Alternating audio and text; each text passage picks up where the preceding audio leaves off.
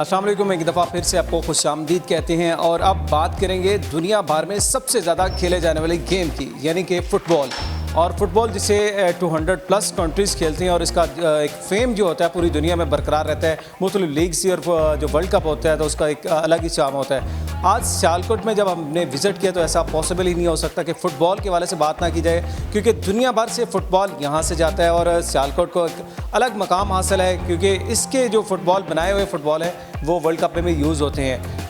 तो फुटबॉल की एक ऐसी इंपॉर्टेंट प्रोडक्ट जिसे हम सॉकर्स बॉल्स के तौर पे यूज़ करते हैं, सॉकर्स ग्लव्स सॉरी, तो वो यहाँ पे तैयार होते हैं। इस फैक्ट्री में हम मौजूद हैं, यहाँ पे गोलकीपर जो ग्लव्स पहनता है जिसको फुटबॉल को रोकने के लिए, वो सारी चीज़ें या प्रोडक्ट्स यहाँ पे तैयार होते हैं। उसका आपको विज़िट कराएंगे। सबसे पहले उनके ऑनर से बात करती हैं और उनसे जानते हैं इस फैक्ट्री में क्या क्या काम होता है, ये सॉकर्स ग्लव्स बनती हैं उसका प्रोसेस क्या होता है और क्या मतलब उसकी प्रोडक्ट्स की खुसूसियत क्या होती है। अस्सलाम वालेकुम सर, कैसे हैं आप? सलाम जी, क्या हाल है जी? ठीक है, अल्लाह का शुक्र, ठीक ठाक। अच्छा बताइए, सबसे पहले तो फुटबॉल आपको पता है दुनिया में सबसे ज़्यादा खेले जाने वाला एक खेल है, और आपको कितना अर्सा हो गया इस काम को शुरू किए हुए और क्या प्लान लेके शुरू किया था, किसको देख के आपने इस काम को स्टार्ट किया? जी बेसिकली ये मेरे वालिद साहब का काम है, मतलब वहाँ से हमने शुरू किया है। वो काफ़ी देर से इस फील्ड में काम कर रहे हैं, 90-80s के काम कर रहे हैं। उसके बाद जब अपनी एजुकेशन कंप्लीट करके फिर इसे हम आगे लेके चल रहे हैं, और तब से मैं ही इसे देख रहा हूँ। एक्सपोर्ट के हवाले से मैं ही सारा करता हूँ। तो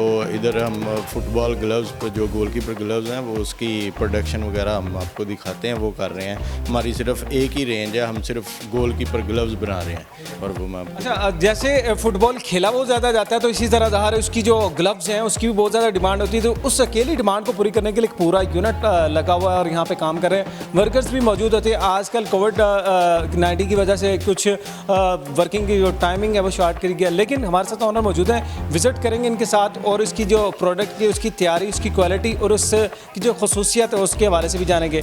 इसके साथ साथ यहाँ पे एक बात ऐड कर लेते हैं, प्रोडक्ट्स आपकी यहाँ से बन के कहाँ कहाँ जाती है, कहाँ कहाँ सेल आउट होती है, उसके बता। ये हम बेसिकली ज़्यादा हमारा काम जो है यूरोप में हो रहा है, मतलब उसमें यूके आता है, जर्मनी आता है, इटली, फ्रांस, आलमोस्ट यूरोप सारा आ रहा है। उसके बाद थोड़ा बहुत जो है वो अमेरिका, और ज़्यादातर हमारा साउथ अमेरिका में है, फिर उसके बाद तुर्की में है। यही जो यूरोप एशिया है यहाँ पे भी ज़्यादा हम एक्सपोर्ट कर रहे हैं। कुछ कोविड की वजह से मुश्किलात तो होती होंगी डेफिनेटली, जो कारोबार में फ़र्क भी पड़ा होगा, तो क्या प्रॉब्लम्स है वो फेस करना पड़ी? बिल्कुल, कोविड की वजह से बहुत ज़्यादा इस टाइम प्रॉब्लम चल रही हैं। बेसिकली हमारी ये जो फील्ड है ना, ये सारी आउटडोर गेम है। ये आउटडोर तो आपको पता कोविड की वजह से बिल्कुल बंद है, ये तो चल नहीं रहा। तो तकरीबन 4-5 मंथ से हमारी एक्सपोर्ट जो है ना, समझ लें कि 70 to 80% नीचे आ गई है। तो जब तक यहाँ वहाँ पे लॉकडाउन वगैरह चल रहा है, वो तब तक लॉकडाउन खुलेगा तो हम एक्सपोर्ट दोबारा कर सकते हैं। उसकी वजह से हमें काफ़ी ज़्यादा वर्कर भी जो है ना उन्हें भी हमें भेजना पड़ा है, क्योंकि हमारे पास उतनी क्वांटिटी नहीं है। इस वजह से हम अपनी तरफ से फ़िलहाल कोशिश कर रहे हैं, बाकी जो अल्लाह बेहतर करे इंशाल्लाह। ये हम भी दुआ गो हैं कि इस सिचुएशन से, जो पेंडेमिक क्रिएट हुआ से जल्दी पूरी दुनिया जो बहाल हो निकले, और इसी तरह जो गेम्स पहले खेली जाती थी क्राउड के साथ, शायकीन के साथ, और दोबारा से वो टूर्नामेंट्स देखने को मिले, ताकि ना सिर्फ ये टूर्नामेंट्स होंगे बल्कि लोगों का रोज़गार भी बहाल होगा। अब विज़िट करें, एक टाइम है फैक्ट्री का, तो उनके साथ चलते हैं और देखते हैं किस तरह जो है प्रोसेस होता है और कैसे वर्किंग होती है। स्टार्ट कहाँ से होता है? मुझे सिर्फ हम ये करते हैं किस प्रोडक्ट से, मतलब चीज़ बनती कैसे है, क्या मटेरियल यूज़ होता है? वही मैं आपको बता रहा हूँ कि स्टार्ट होता है हमारा बेसिकली ना, ये पहला स्टेप होता है इसमें डिज़ाइनिंग। ग्लव्स का पूरा एक डिज़ाइन बनता है। डिज़ाइनिंग के बाद, हाँ, सांचा जिसे कहते हैं, डिज़ाइन के बाद इसका ये प्रोसेस है कि उसके बाद इसकी जो है ना प्रिंटिंग होती है, ठीक है, प्रिंटिंग और एम्बॉस होता है। उस प्रोसेस के बाद होता है ये कटिंग का प्रोसेस। ये समझ लें कि ये ग्लव्स का एक बना हुआ है सांचा, ठीक है। ये लेटेक्स इंपोर्ट होता है जर्मन से इंपोर्ट होता है, ये लोकल नहीं यूज़ होता। वो ये आप सांचे की बात कर रहे हैं? नहीं, ये लेटेक्स जो आपको मैं दिखाता हूँ, ये जो मटेरियल है ना, ठीक है, ये मटेरियल इंपोर्ट होता है जर्मन से। वो तो पहला नहीं, पाकिस्तान में नहीं है। ये अगर प्रोफेशनल क्वालिटी की बात करें तो वो जर्मन से इंपोर्ट होता है। तो वो लेटेक्स आने के बाद ये हम यहाँ पे कटिंग करते हैं, ये कटिंग प्रोसेस इसका, और इसके बाद वो प्रिंटिंग, वो जो बाहर वाला आपको प्रोसेस बताया वो, उसके बाद ये जब सारा प्रोसेस हो जाता है कटिंग, प्रिंटिंग, एम्बॉसिंग वगैरह होने के बाद ये आ जाता है स्टिचिंग पे। चलें स्टिचिंग की तरफ भी चलते हैं और देखते हैं। और ये बड़ी इंपॉर्टेंट बात उन्होंने बताया कि पाकिस्तान में ये जो अगर ओरिजिनल की बात करते हैं तो वो प्रोडक्ट इस तरह नहीं है, तो वो जर्मन से जो इंपोर्ट करना पड़ता है और सारा जो मटेरियल वो कलेक्ट करना पड़ता है। आगे देखते हैं आगे जो नेक्स्ट स्टेप क्या है और उसके ऊपर भी बात करते हैं स्टिचिंग के ऊपर। और उसके बाद वो जब आपका प्रोसेस पूरा हो जाता है ना, प्रिंटिंग का सारा कुछ कंप्लीट, उसके बाद आ जाता है इस पे स्टिचिंग पे। ये होता है, ये पहले इस तरह बिल्कुल सादा पीस आता है, ये इस पे स्टिचिंग शुरू हो गई है और ये स्टिचिंग ये एंड पीस का फाइनल जो है प्रोसेस हो रहा है, ये फाइनल काम होगा इसका। ठीक है, नहीं ये फाइनल पीस मतलब ये स्टिच हो गया, ठीक है। ये स्टिच होने के बाद इसने जब यहाँ पे कंप्लीट हो जाना ना, तो यहाँ पे आगे हमारी टीम है जो जिसे इसने चेक करना है, इसका एक एक चीज़ चेक करनी है, इंस्पेक्शन होनी है। उसने इसके जो छोटी छोटी डिटेल्स हैं, सारा इसके ऊपर जो जितना भी काम है, कोई डिफेक्टिव ना हो, किसी किस्म का मसला ना हो, वो उन्होंने चेक करना है। बिल्कुल बिल्कुल, यहाँ पे इसको ग्लव्स को प्रॉपर तरीके के साथ यहाँ पे ये समझ लें कि ये आ गया ना, ठीक है, स्टिच हो के आ गया। ये इंस्पेक्शन के बाद इस तरह इसे पैकेट में डाल के फिर इसके बाद हमारा जो इधर क्वालिटी चेकर है वो इसे ओपन करता है।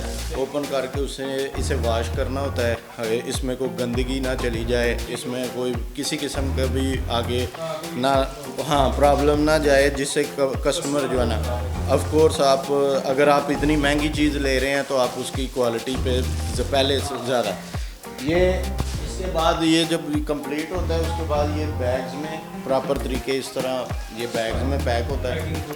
पैकिंग होती है, ठीक है। यहाँ पे ये इस तरह ये बैग में पैक हो के ये आपकी ये प्रॉपर ये फाइनल आपकी छोटे छोटे प्रोसेस को इसके काफ़ी ज़्यादा हैं। ये एक आपको बेसिक दिखा रहे हैं कि बेसिक ये है।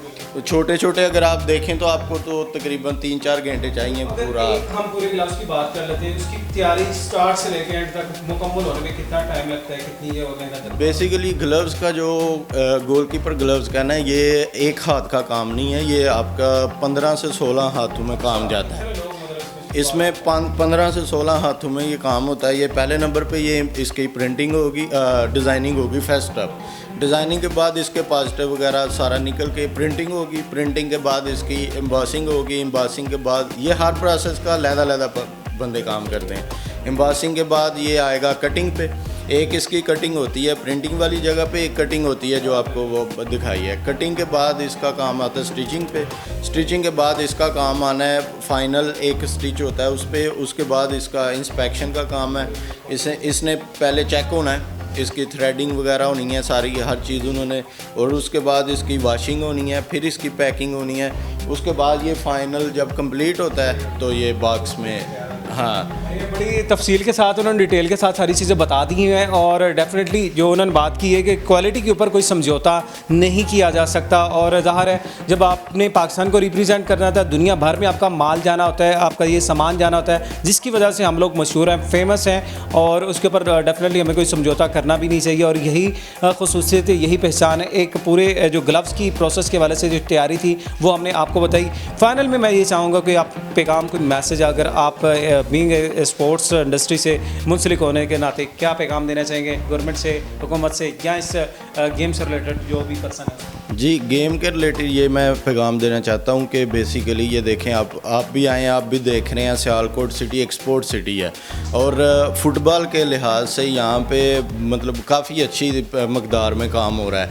और दुनिया भर की जितनी भी स्पोर्ट्स हैं वो इधर स्पेशली सियालकोट में पाकिस्तान में बन रही है। लेकिन मेरी यही दरख्वास्त है कि ये हुकूमती लेवल पे यहाँ पे किसी किस्म की भी कोई गेमिंग वगैरह नहीं हो रही। मतलब अगर प्रोफेशनल तरीके पे जिम पे जाएं और प्रोफेशनल तरीके पे फुटबॉल पे, हॉकी पे, किसी भी सिवाय क्रिकेट के यहाँ पे कोई किसी भी गेम पे वर्कआउट नहीं हो रहा। तो हम जो यहाँ से बना के पूरी दुनिया में एक्सपोर्ट कर रहे हैं, मेरी सिर्फ यही दरख्वास्त है कि हमारी अपनी गेम्स को यहाँ पे प्रमोट किया जाए, हमें लोकल बिजनेस भी मिले, यहाँ पे भी हम कारोबार कर सकें, ताकि ये जो अब कोविड की वजह से इशू बने हुए हैं, हम एक्सपोर्ट पे काफ़ी तंग हैं।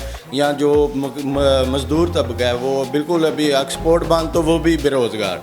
अगर हम लोकल कर रहे हो, हमें लोकल एक्सपोर्ट मिल रही हो, तो ना मज़दूर फ़ारग बैठें और ना हम बैठें। इसी तरह हम भी हिदमत करते रहें अपनी फैमिलियों की, सारे दूसरे हमारे साथ जो अटैच हैं। तो यही है बस।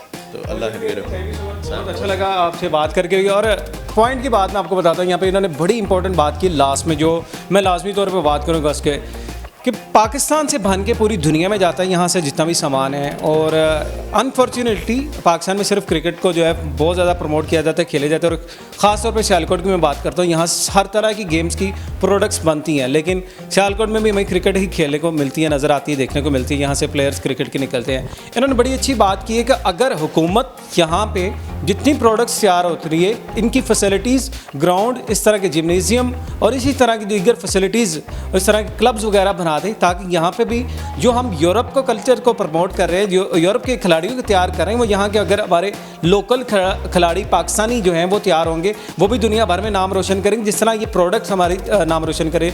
तो इससे बड़ा इंपॉर्टेंट पॉइंट नहीं हो सकता। खान साहब को, वज़ीर-ए-आज़म जो पाकिस्तान है, लाजमी तौर पर इसके ऊपर स्टेप लेना चाहिए। बड़ी ही शानदार बात है कि सियालकोट जो स्पोर्ट्स सिटी है, यहाँ पे अगर आप हर स्पोर्ट्स के एक अलग अलग जिम्नेजियम बना दें, ताकि जितनी प्रोडक्ट्स तैयार होगी इसको प्रैक्टिकली यहाँ पे अडॉप्ट भी किया जा रहा, तो उसमें आपको टैलेंट भी खुल के सामने नज़र आने को मौका मिलेगा। आज हमें इस प्रोग्राम से इजाज़त दीजिए। आपसे नेक्स्ट प्रोग्राम में मुलाकात होगी। अल्लाह हाफ़िज़।